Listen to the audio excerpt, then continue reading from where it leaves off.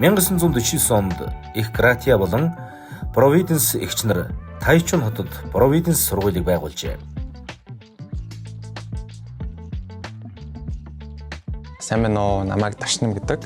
Тэгээд одоо би 23 настай. Тэгээд өмнө нь Монгол Улсын их сургууль Тайванд ирэхээс өмнө суралцж исэн.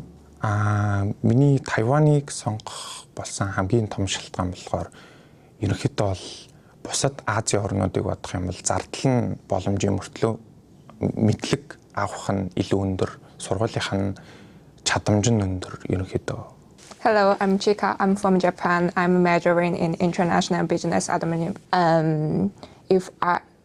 That's why I choose Taiwan.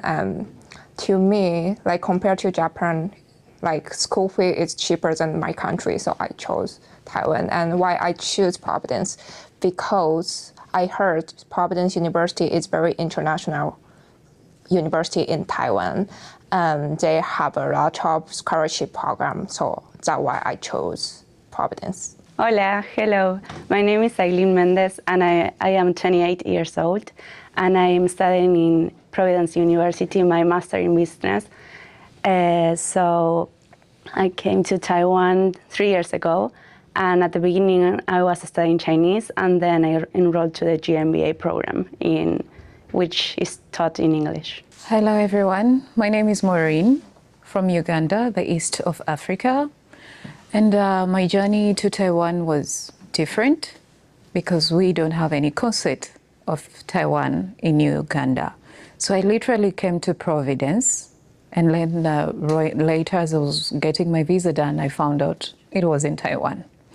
So I'm doing global foreign languages at Providence University, and it has been a journey that is... Hi, my name is Leah. I'm a second-year international business student here in Providence University. I come from Indonesia, and this is my second year here. Why I chose Taiwan in the first place is I'm really interested in learning Chinese. My name is Helena. I'm from Indonesia, and right now I'm currently on my third year in Taiwan. My major is cosmetic science. And why do I choose Taiwan is the first thing is I want to improve my Chinese because Chinese is a really important language right now besides English. And then I also think that Taiwan is a very safe country. За, сайн байцгаана уу? Намайг Холор гэдэг. Одоо Providence сургуульд олон улсын бизнес удирдлагын ангаар 1-р курс суралцж байгаа юм байна. Тайваныг сонгосон шалтгаан гэвэл миний хувьд Азда их сургуулиа төгсөх зорилготой байсан.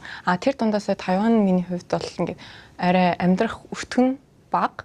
Монголтой харьцуулбал ижилхэн дүү. Бусад орнуудыг одоо жишээлбэл Солонгосыг бодох юм бол хамаагүй бага өртөгтэй.